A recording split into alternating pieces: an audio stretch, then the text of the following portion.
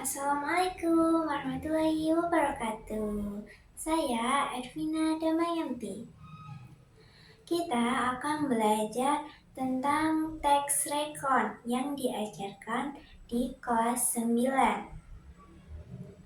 Peserta didik mampu membuat teks rekon secara kreatif dan peserta didik mampu menentukan struktur dan ciri kebahasaan pada teks rekon dengan tepat. Mari kita belajar bersama-sama. Assalamualaikum. Hari ini kita akan belajar tentang teks rekon.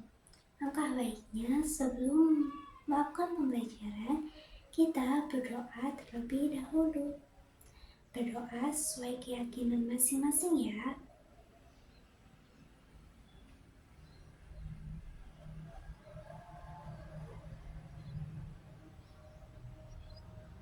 Amin. Nah, sekarang kita udah berdoa. Kalau begitu, kita absensi dulu ya. Kalian yang lagi nonton, silakan ketik nama kalian di kolom komentar ya. Aku tunggu 10 detik.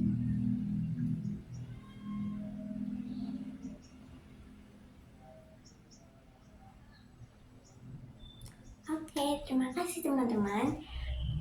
Hari ini kita akan belajar tentang teks rekon. Kalian akan belajar cara membuat teks rekon dengan tepat. Kalian juga akan menganalisis struktur, ciri kebahasaan, dan juga jenis teks rekon dengan tepat. Mari kita belajar yuk.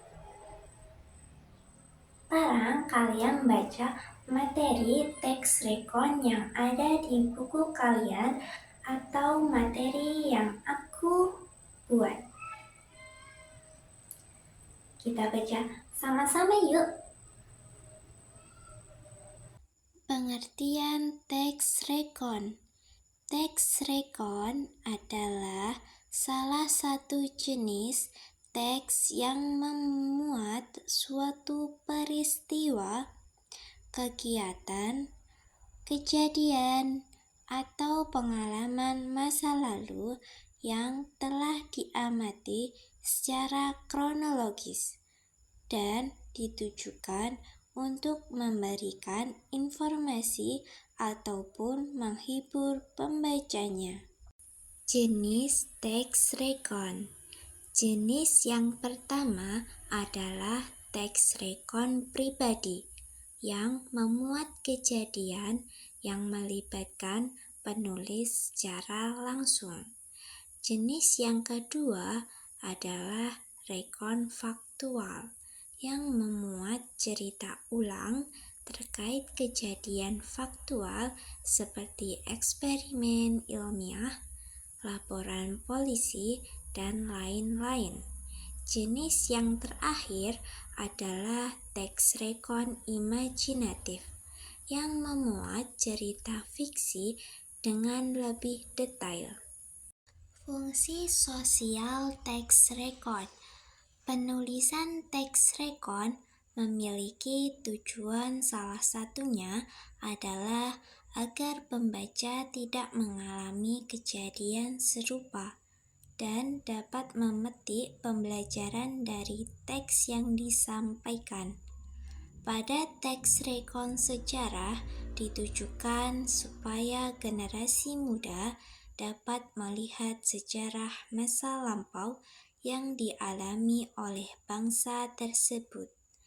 Jika kita sudah menelaah terkait tujuan dari teks rekon, maka kita juga dapat mengetahui fungsi sosial dari teks ini.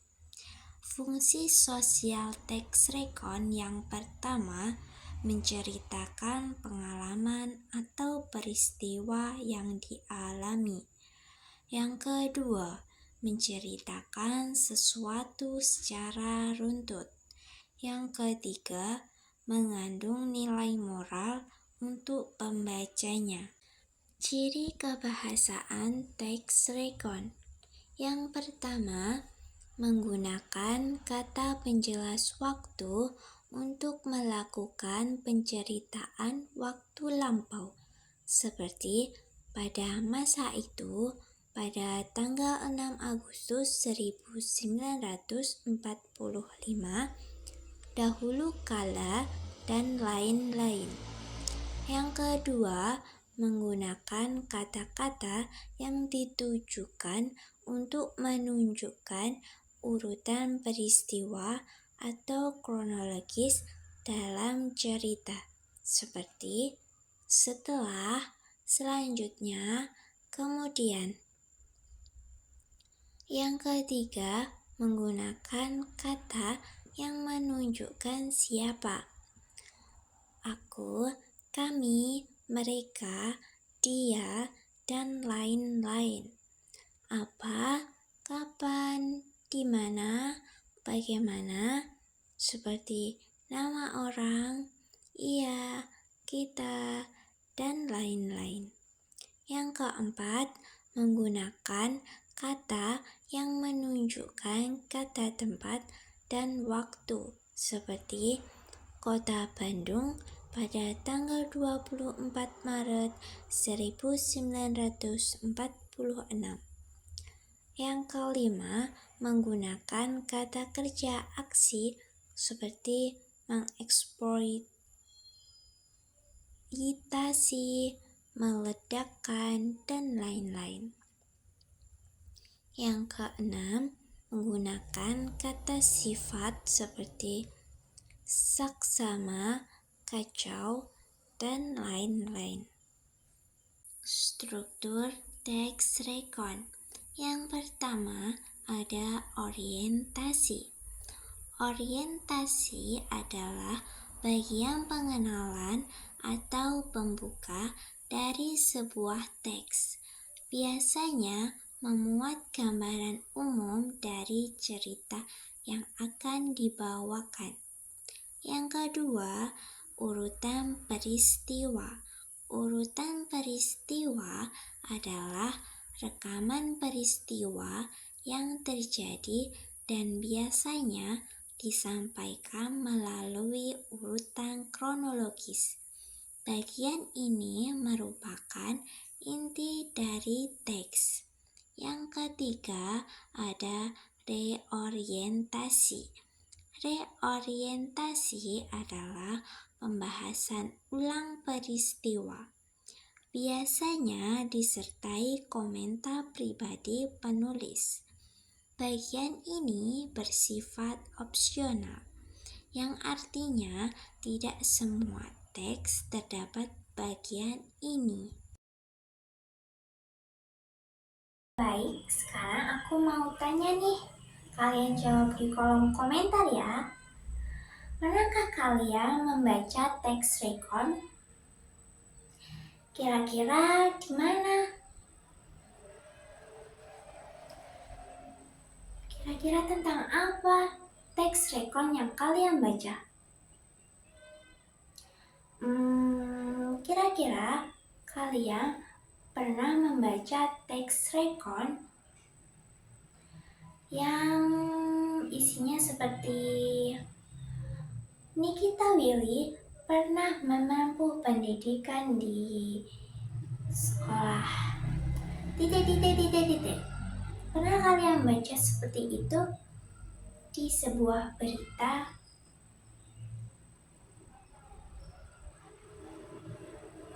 Nah, kalian udah baca materi tentang teks rekon kan?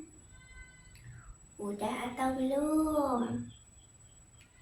Kalian yang udah baca pasti tahu dong apa itu pengertian teks rekon, apa itu jenis teks rekon, apa itu fungsinya, ciri kebahasaan, dan strukturnya. Nah, kita akan menganalisis teks rekon. Kita baca bersama-sama ya. Tol Bojimi Amblas 2 korban sudah dievakuasi, ada yang dipapah ke ambulan. Tol Bojimi KM 64 amblas pada Rabu 3 April malam. Ada satu mobil yang terperosok ke dalam lubang besar itu. Kapolsek Sukabumi AKBP Tony Prasetyo Yudangkoro mengatakan dalam mobil itu ada 2 orang. Keduanya selamat. Korban jiwa alhamdulillah tidak ada. Ada 2 penumpang di Isuzu Panther tersebut. Sementara sudah kami evakuasi, kata Tony kepada wartawan Rabu 3 April. Tony mengucapkan korban telah dievakuasi, mereka tengah dicek kondisinya. 1 penumpang dalam tadi, sementara wawancara singkat tidak alami luka. Yang 1 pun bisa dipapah ke ambulan dan sekarang masih dievakuasi dan dievaluasi secara medis, ujar Tony. PT Waskita Tol Ros selaku salah satu pengelola menduga insiden ini terjadi akibat gerusan air hujan. Diduga longsor terjadi karena gerusan air akibat curah hujan yang lebat di sekitar lokasi, tulis PT Waskita Toll Road (WTR) dalam keterangan tertulisnya yang diterima Kumparan, Rabu 3 April. Imbas longsor tersebut, PT Waskita Toll Road melakukan pengalihan arus lalu lintas. Kendaraan dari arah Ciawi menuju Parung Kuda dialihkan keluar di Cigombong. Adapun akses dari arah Parung Kuda menuju Ciawi ditutup sementara guna menghindari potensi longsor tambahan, tutur mereka. Nah, udah dibacakan. Yuk kita cari tahu apa itu jenis tax recon. Kalian jawab di kolom komentar ya. Apa aja strukturnya? Dan ciri kebahasaannya apa aja nih? Kalian tulis di kolom komentar ya. Kita akan bahas jawabannya setelah ini.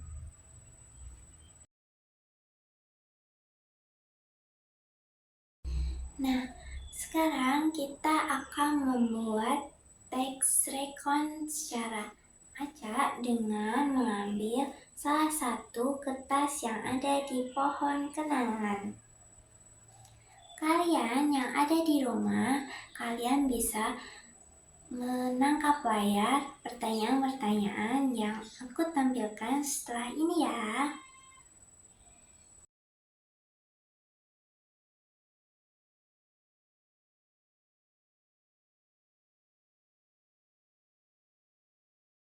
Nah, kalian udah dapat apa nih? Kalau udah dapat, kalian buat tax recon dengan struktur yang tepat, ciri kebahasaan yang tepat juga ya. Jangan lupa tulis di kolom komentar. Nah, udah selesai atau belum? Sekarang kalian pilih secara acak tax recon yang ada di kolom komentar ya. Lalu kalian analisis strukturnya dan ciri kebahasaannya.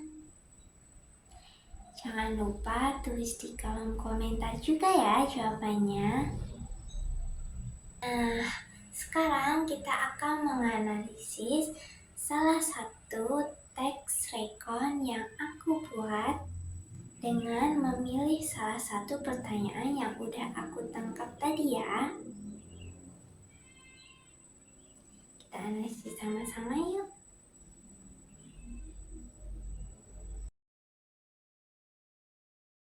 Hari ini kita belajar tentang apa nih? Kita belajar tentang tax recon. Tax recon itu apa sih?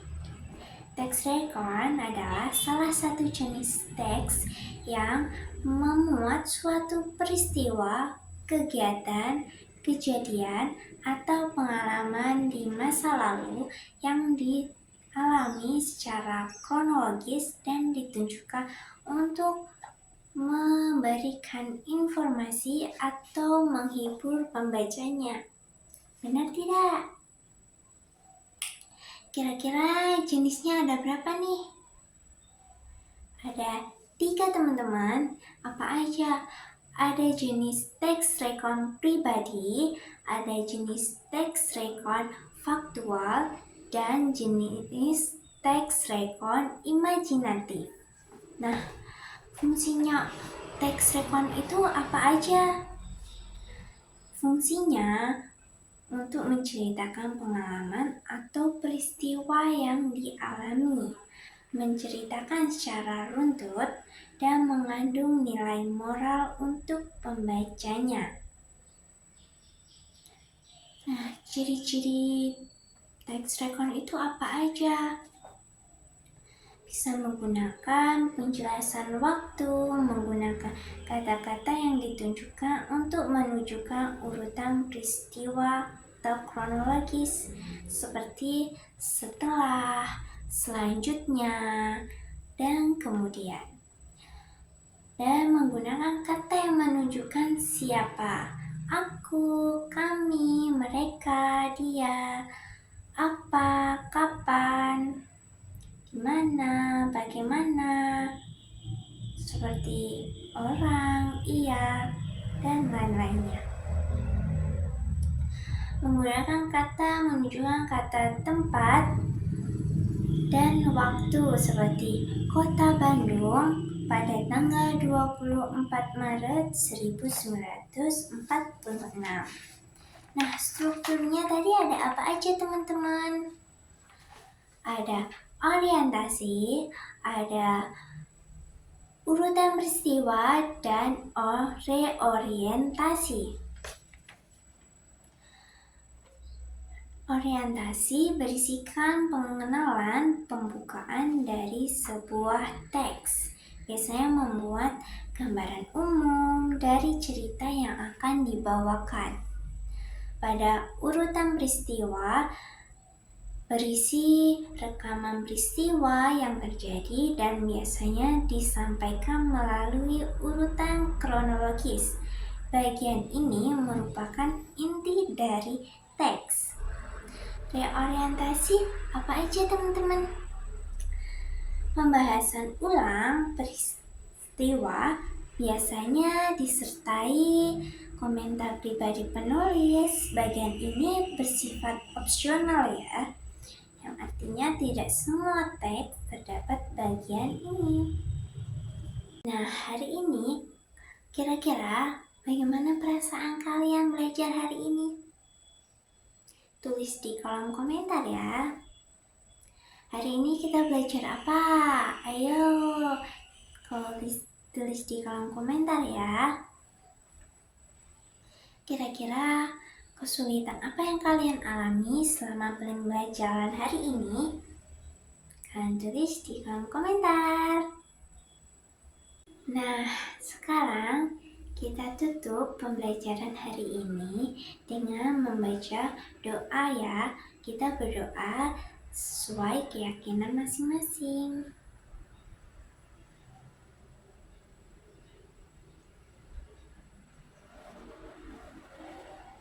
Amin. Semoga pembelajaran hari ini bermanfaat untuk kita dan orang lain. Terima kasih kalian yang udah menonton video pembelajaran hari ini bersama aku. Semoga ilmu yang kita pelajari hari ini bermanfaat untuk kita dan juga orang lain. Kalian jangan lupa belajar ya. Semoga kita sukses di masa depan. Amin. Sampai jumpa. Assalamualaikum warahmatullahi wabarakatuh.